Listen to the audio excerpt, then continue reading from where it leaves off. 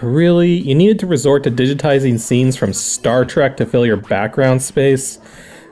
You know, there's a lot of interesting backgrounds in this game, but having one that's so recognizable really makes me question if any of the other ones have been ripped from anywhere else. Now, don't get me wrong, if this was a free game back when it was first released, and the sources of these images were properly credited, I wouldn't be so upset about this. After all, making assets for games is difficult and time-consuming, and everyone has to start somewhere. But this game cost $30 when it was brand new.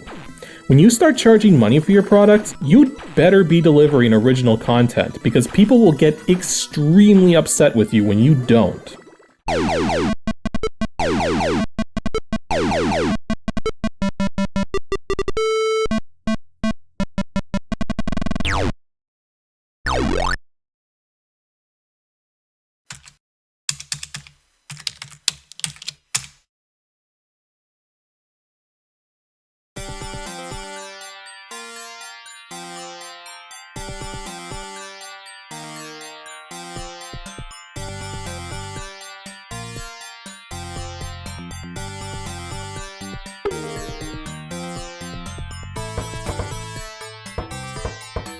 Prepare for battle.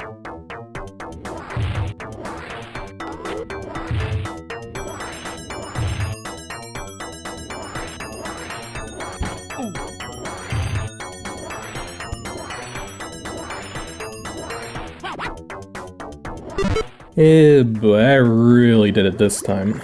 Today's Ancient DOS game is Kiloblaster, and if you couldn't tell already, it was made by the same guy who made Xargon, Allen Pilgrim. The difference is, Xargon is an okay game. Kiloblaster is not. In fact, I'd almost go so far as to say that this is the worst game to come out of Epic Mega Games, similar to how many people feel Xenophage is the worst game to come out of Apogee. It might even help to explain how I'd never heard of this game until I started making this web show. And when I first saw screenshots of this game, I was like, hey, this looks like it might be cool. Made by the same guy who made Xargon. Might actually be half decent. Then I started playing it.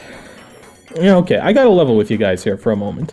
As most of you are probably aware by now, I myself know how to make games. I know how the design process works, I know how to program in BASIC, Pascal, C++, I know how to make graphics, I know how to make music, I know how to make sound effects.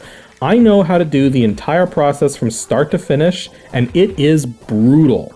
Simple mistakes like typing in a 1 instead of a 0 amongst thousands of lines of code can mean the difference between something that works flawlessly and something that crashes every 5 seconds. The reason I'm bringing this up is that when primarily one person works on a game, it's very difficult to be critical of that game, because as the creator, once you're deep enough into the process of making a game, there may actually come a moment when you realize you're making something that sucks. But you're so far along that if you start over or make fundamental changes, you're throwing out months or possibly years worth of work. Sometimes when that happens, the best idea is to just get it done and move on. And in this case, being a game that was published through Epic Mega Games, it's also difficult to point the blame at anyone, because the state of the game and the quality of its release could have been the fault of any of the people involved with the project. What I'm trying to say is that while Kiloblaster is a bad game, and I am going to be ripping into it, it's important to realize that despite the numerous bad games that have come out in PC and video game history, it's not always the fault of the people who made them. Game developers don't want to make bad games, but there's so many factors that come into commercial game production that, regardless of what anyone on the project wants, many decisions ultimately come down to money. And the vast majority of bad games ever released for purchase were released prematurely because it would have cost too much money to fix the problems and release something decent. Just another of the many reasons why indie game development is really starting to take off now. Kiloblaster was created by Allen Pilgrim and published through Epic Mega Games in 1992. It's a one-player arcade space shooter with support for both EGA 16 color and VGA 256 color graphics running at 320 by 200 resolution, PC speaker sound effects, and Sound Blaster sound effects and music. As for its current release date, Allen Pilgrim made the game freeware at the same time as Xargon in 2008, and can be downloaded from a variety of places, but one simple place to get the various different versions from is the RGB Classic Games website at www.classicdosgames.com. The story in Kiloblaster is very basic, but somehow manages to contradict itself despite this. And you play the role of the captain of the starship Kiloblaster, which was attacked by some aliens.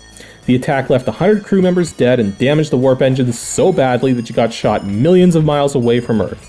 Stranded in unknown space, you decide the best course of action is to safely get the crew back home using some cargo shuttles, and to help protect them from the Rebel Alliance, you personally launch yourself into the fray in a fighter jet that's armed to the teeth. So, did any of you catch the contradiction? Yeah, you were attacked by aliens, which are apparently part of a Rebel Alliance. Yeah, whatever. The story in each episode takes up 2 pages, and all 3 episodes basically have the same format. You're in trouble, gotta get back to Earth, shoot all the enemies. Kiloblaster is a single-screen space shooter, much in the same vein of more familiar titles like Xargon Space Invaders, where you have a ship on the screen which can shoot a single bullet at a time, and you have to destroy all the waves of enemies which show up. In Kiloblaster, you have to survive 30 such waves in each of the game's 3 episodes, titled Death of a Starship, No Way Out, and The Final Battle. Originally when the game was shareware, the first episode was the free one, and the other 2 you had to pay for. Truth be told though, all 3 episodes only differ in story and background graphics, and there's also a couple extra music tunes with each episode. But everything else stays the same. Even many of the wave patterns are recycled between games and paced the exact same way. In fact, the second and third episodes almost feel like copies of each other at some parts, as though they weren't technically finished. Actually, that's one of the things that quickly dawns on you as you're playing, is that the game feels boring despite its intensity, yet you can't quite put your finger on why. And it actually comes down to the enemy flight patterns. There's only a handful of enemy flight patterns in the entire game, and many of them result in the ships just coming on the screen and leaving the screen within a second or 2, making it hard to hit them even when you know they're coming.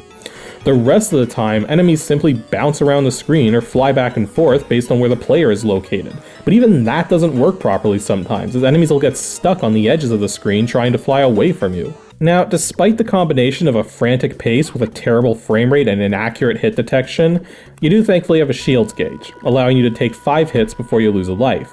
Plus, power-ups to restore your shields are actually fairly common. Other power-ups include a temporary invulnerability, wingmen who will join you in combat for a period of time, or until they get shot down, a triple fire weapon that spreads 3 shots at a time, and bombs that you can use to take down enemies more easily. Sort of. The thing is, there's 2 different kinds of bombs, one that tracks your horizontal movement, allowing you to aim it, and another that splits into 3 smaller bomblets, spreading damage more easily and hitting multiple targets. But you don't actually get to know which kind you're about to fire, and both require fundamental movement differences to effectively use, since you want to fire the tracking bombs from outside of your target area, then move the bomb into the target path, whereas with the spreading ones, you want to fire them right in the path of enemies and then get away from them. Suffice to say, using the bombs can be a bit of a mess. Actually, the invulnerability power-ups are very nice and basically give you a moment where you can just easily take out everything, with some things going down simply by running into them. But you need to be careful of the space mines if any are present, as they will eliminate your invulnerability if you touch one. You also need to be extremely careful of the enemy ships that can fire death lasers, as these beams instantly cross the distance of the screen and are impossible to dodge. Fortunately, most of the enemies that can fire them will do so moments before coming on screen, so you can at least predict where they'll be and can preemptively strike that area. Still, because of the way the hit detection works, when you get hit by one of these beams, if you're moving, you'll take damage multiple times and may even get destroyed. So when death lasers come into play, try to spend as little time moving as you can. Going back to what I had said before about this game being reminiscent of Xargon, there's quite a lot of similarities going on here if you look for them. You've got the message bar at the bottom of the screen, your shots need to accelerate once fired, you have a 5-unit health bar, you're collecting fruit, the user interface for the menus is practically the same, the particle effects are similar, and there's just a lot of similar things going on here. The ironic thing being, since this game came first, it's actually Xargon that's borrowing those elements from here, not vice versa. Lastly, I should probably mention the bugs. The first episode has this bug that can cause the background graphics to completely glitch up and eventually lock up the game, while all 3 episodes have an audio bug that causes specific sound effects to sometimes stop working for a period of time. I've even heard the music almost completely stop playing back, with only fragments of it coming through properly. The more you play this game, the more it just feels like it's falling apart at the seams. Kiloblaster sucks, plain and simple. While it's possible to glean some level of enjoyment out of it, that enjoyment rapidly fades as everything goes wrong and the game begins repeating itself after the first 10 minutes. It's hard to play, hard to listen to, runs at a terrible frame rate, and will probably give you a headache as it did me if you sit in front of it for too long. It's very rare for me to say that a game isn't worth your time at all, especially one that's been made freeware, but this is unfortunately one of them. If you want to play something made by Allen Pilgrim that doesn't suck, then go play Xargon. If for some reason you do want to play this game, then it's important to note that while the game does work properly with the max and auto cycle settings, I've found that the graphical and audio glitches are less likely to occur with a higher than necessary fixed cycles count, so I recommend a setting of 10,000 cycles. Joystick support also works without any extra configuration, so that's something at least. Anywho, that's all for today's episode of Ancient DOS Games. Man, this turned out to be such a negative episode. I think for episode 124, coming out Saturday, October 5th, we're going to have to take a look at a game that's much better, and actually has a story that's decent for a change. As for which game it is, let's just say it opens with a particle accelerator. If you think you know which game that could be, and I'm sure a lot of you do, then send your guess to adg@pixelships.com and stay tuned to see this game in action.